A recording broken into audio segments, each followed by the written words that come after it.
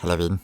It's that time again. It's the most wonderful time of the year. You're dead right, it is Andy Williams. It's finally October.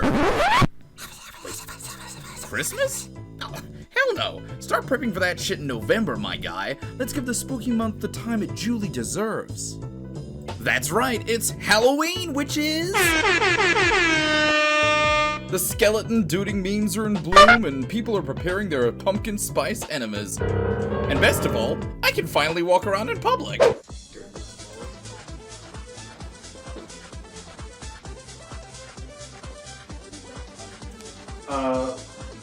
What are you supposed to be?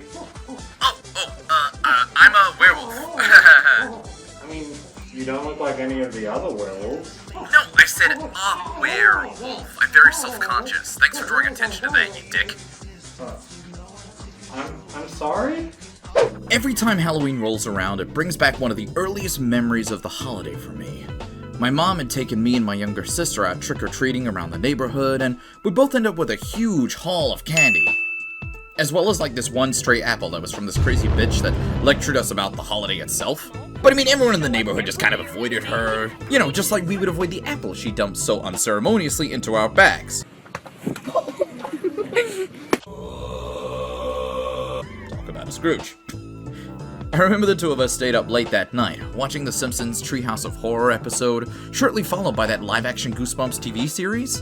I distinctly remember the episode was The Werewolf of Fever Swamp. And I mean, as far as kids shows went, the little ending scare at the end of the episode was pretty spooky, honestly. Then, after the green slime-soaked credits rolled, we reached the reason for us staying up so late.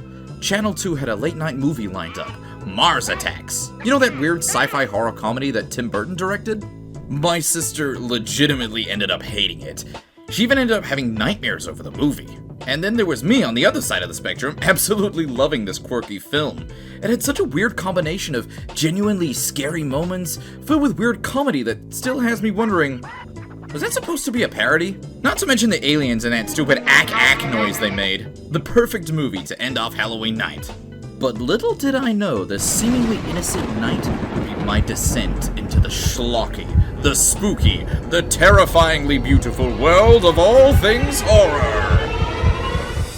Now, while I was an intermediate, I had two friends who were huge fans of horror movies, Ben and Liam. Many a weekend we would spend hitting up the local video store and renting a ton of different horror movies. Child's Play, Wishmaster, Candyman, Nightmare on Elm Street, Friday the 13th, and just binge watching them during sleepovers. Also on those sleepovers, we played a ton of great horror games at the time as well. Resident Evil 2, Dead Rising, and a bunch of other gems in the early PlayStation and Xbox era. My love for all things horror continued to grow and deepen as time went on. You know, think like Tremors deeper. Remember that video store I mentioned? Well, that ended up being my first job straight out of high school. And while the pay was pretty crappy, the perks of being able to rent out whatever movie I wanted on a whim was the real highlight of the job. Remember, this was well before streaming services and the internet had kinda become the titans of entertainment that they are today. After about a year of working there, I had seen every horror movie and science fiction film that lined our shelves. When I first left home, horror movies were my kind of comfort food. Which, saying out loud, does sound kind of weird, but hear me out. Horror movies always stayed kind of mentally linked with Halloween, and the cozy fun I'd had staying up late and watching spooky movies. Of all the good times I'd had with friends as I guffawed at Jason Voorhees tenderizing camp counselors in their sleeping bags. Yeah, warm, fuzzy, wholesome memories. But movies weren't my only horror fixation. Oh, no.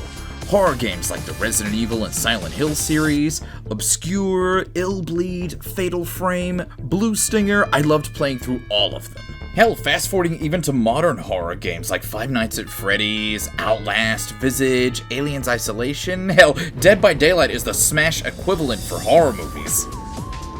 Horror has kinda gotten a huge boon with the growth of the internet as everyone's primary source of entertainment.